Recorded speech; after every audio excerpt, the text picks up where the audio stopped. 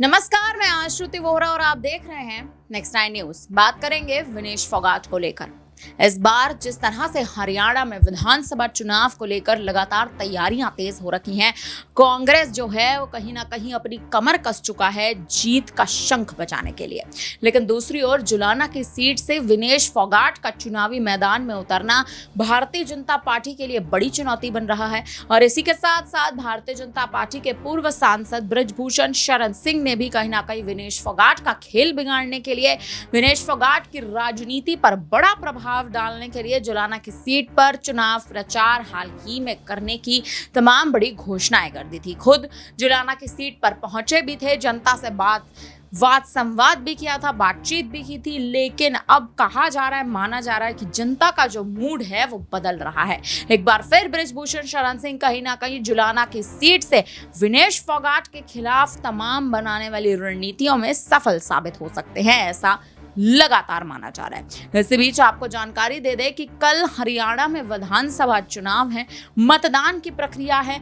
90 विधानसभा सीटों पर मतदान होने जा रहे हैं और इन 90 विधानसभा सीटों में एक सीट लगातार चर्चाओं में, सुर्खियों में बनी हुई है, जिसमें से जुलाना की सीट भी शामिल है। जुलाना की सीट पर विनेश फोगाट भले ही कांग्रेस के टिकट पर चुनावी मैदान में उतरी हो, लेकिन भारतीय जनता पार्टी भी अपनी बड़ी और अहम रणनीतियां बनाता नजर आ रहा है। आपको बता दें, बीजेपी ने जुलाना की सीट से एक नए चेहरे को मौका दिया है और वहीं दूसरी ओर विनेश फोगाट भी हरियाणा में कांग्रेस के टिकट पर तो उतरी हैं, लेकिन मात्र केवल एक नए चेहरे के तौर पर। अब यहां दिलचस्प ये होने वाला है देखना कि हरियाणा में पहले ही भारतीय जनता पार्टी की जो स्थिति है वो खराब हो रही है।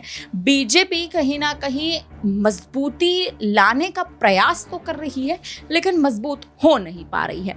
अब मुद्दा इसी बात पर है कि आखिर भारतीय जनता पार्टी जो अपनी हार कहीं ना कहीं अपनी आंखों के सामने देख रही है, क्या कांग्रेस इस बार हरियाणा में फिर सरकार बनाने में सफल या मुकम्मल साबित होगी? क्योंकि कांग्रेस एड़ी चोटी का जोर लगा रही है, लेकिन भारतीय जनता पार्टी भी कहीं ना कहीं इस कमजोरी को आगे या सामने नहीं आने देना चाह रहा। देखना अहम है कि हरियाणा में कल होने वाले विधानसभा चुनाव में आखिर परिस्थितियां कैसे बदलेंगी। फिलहाल अब इस पूरी खबर पर आप क्या कहेंगे, आपकी क्या राय है? आप हमें अपनी राय कमेंट करके जरूर दीजिएगा। बने रहिए हमारे साथ, देखते रहिए नेक्स्ट नाइन न्यूज।